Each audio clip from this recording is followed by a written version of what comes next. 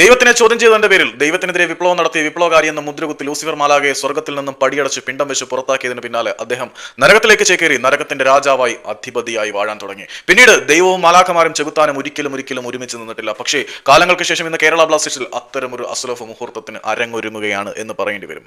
കേരള ബ്ലാസ്റ്റേഴ്സിൽ ഒരുമിക്കുകയാണ് ചെകുത്താനും മാലാകയും ദൈവവും.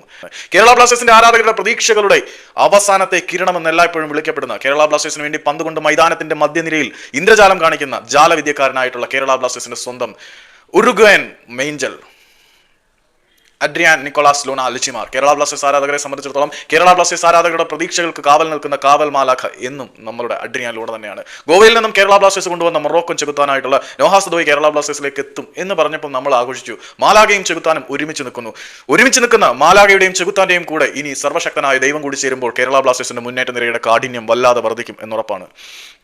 ജീസസ് കേരള ബ്ലാസ്റ്റേഴ്സിന് വേണ്ടി ഗോളുകൾ അടിച്ചു കൂട്ടട്ടെ എന്ന് നമുക്ക് പ്രാർത്ഥിക്കാം. ആളൊരു ക്ലിനിക്കൽ സ്ട്രൈക്കറാണ്. ഇടതുനിന്നും വലതുനിന്നും പന്ത് സപ്ലൈ ചെയ്യാൻ ലൂണയും നോഹയും ഉള്ള കാലത്തോളം അദ്ദേഹത്തിന്റെ മുന്നിലേക്ക് പന്തുകൾ നിതാന്തമായി ഒഴുകും എന്ന് നമുക്ക് ഉറച്ചു വിശ്വസിക്കാം. ഒഴുകി കിട്ടുന്ന പാസുകളെ കൃത്യമായി ലക്ഷ്യസ്ഥാനത്ത് എത്തിക്കുക എന്നുള്ള ദൗത്യം ദൈവം നന്നായി നിർവഹിക്കും എന്ന് നമുക്ക് ഉറച്ചു വിശ്വസിക്കാം. പക്ഷേ ഒരു പ്രശ്നം അവിടെ എപ്പോഴും ഉറച്ചു നിൽക്കുന്നുണ്ട്. ലൂണയിലേക്കും നോഹയിലേക്കും പന്തെത്തിയാലല്ലേ ലൂണയ്ക്കും നോഹയ്ക്കും ദൈവത്തിലേക്ക് പന്തെത്തിക്കാൻ പറ്റത്തുള്ളൂ. അപ്പം ജീസസിലേക്ക് പന്തെത്തണമെങ്കിൽ നോഹയിലേക്കും ലൂണയിലേക്കും പന്തെത്തണം. അതിന് വേണ്ടിയിട്ട് കളിയുടെ ടെമ്പോ നിയന്ത്രിക്കുന്ന ഒരു ഡിഫൻസീവ് മിഡ്ഫീൽഡറുടെ സേവനം കൂടി കേരള ബ്ലാസ്റ്റേഴ്സിൽ വേണം എന്നുള്ളത് വളരെ അനിവാര്യമാണ്.